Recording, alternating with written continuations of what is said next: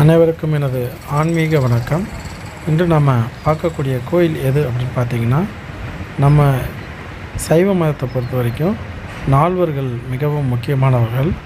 அவர்களில் சுந்தரர் பிறந்த ஊரில் இருக்கக்கூடிய திருநாவலூர் அப்படின்னு சொல்லக்கூடிய இந்த ஊரில் அமைந்திருக்கக்கூடிய பக்தஜனேஸ்வரர் கோயிலை தான் இன்றைக்கி நம்ம பார்க்க போகிறோம்.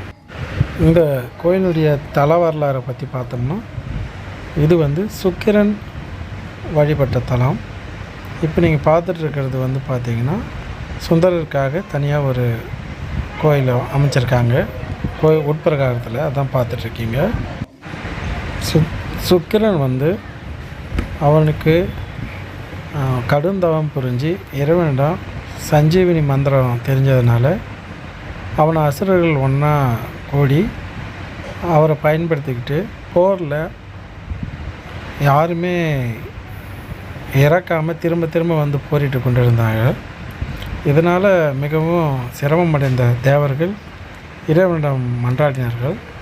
அப்படி மன்றாடும்போது இறைவன் அவங்களுக்கு காட்சி அளித்து இதுக்கு ஒரு தீர்வு என்னென்னு பார்க்கும்பொழுது சுக்கிரன் தான் இதுக்கு காரணம் அப்படின்னு சொல்லி முடிவு பண்ணி இந்த சுக்கிரனை உள்ளே விழுங்கிறாரு.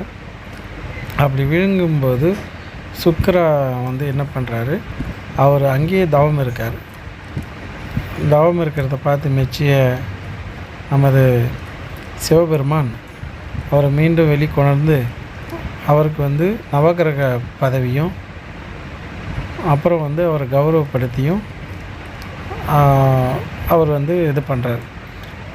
இது நடந்த தலம் இந்த ஊரில் தான் நடந்தது. இது வரலாற்று சிறப்புமிக்க ஒரு தலம். இங்கே ராஜசிம்மன் போன்றடைய கல்வெட்டுகள்லாம் இங்கே காணப்படுது. பல்வேறு காலகட்டங்களில் பல்வேறு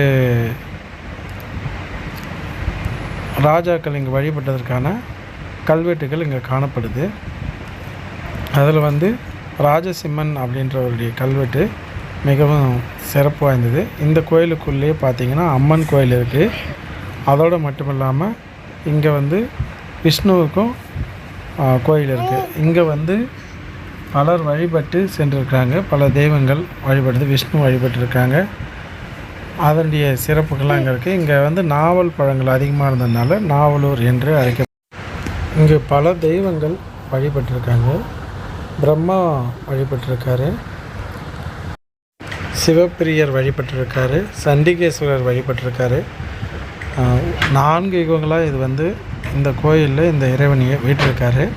ஆரம்பத்தில் சுயம்பலிங்கமாக இருக்கிற இந்த கோயிலில் பிற்காலத்தில் சேர சோழ பாண்டியர்கள்லாம் விரிவாக்கம் செய்திருக்கிறாங்க.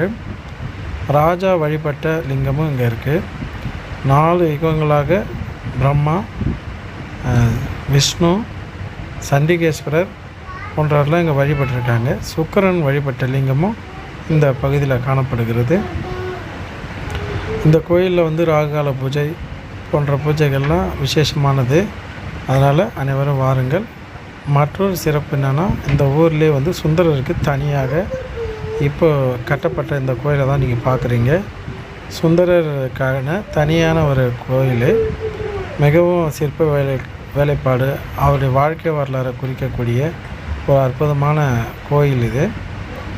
நால்வர்களுக்கு இந்த சுந்தரமூர்த்தி நாயனாருடைய வரலாறு, எங்கே பிறந்தார், அவங்க தாயார் தந்தையார் அவங்க எப்படி இங்கே இருந்தாங்க அப்படின்ற வரலாறுலாம் இங்கே இருக்குது. திருவண்ணூரில் போயிட்டு இறைவன் தடுத்தாட்கொண்ட வரலாறு போன்ற வரலாறுகள் இதில் காணப்படுகிறது. நீங்கள் கண்டிப்பாக இங்கே வந்தீங்கன்னா ஆச்சரியப்படுவீங்க. பழைய கால கட்டிடம் மாதிரி சிறப்பாக கட்டியிருக்கிறாங்க. அவசியம் இந்த திருநாவலருக்கு அடியார்களுடைய புகழையும் அதையும் தெரிந்து கொள்ள வேண்டும் என்று கூறி விடைபெறுகிறேன். நன்றி, வணக்கம்.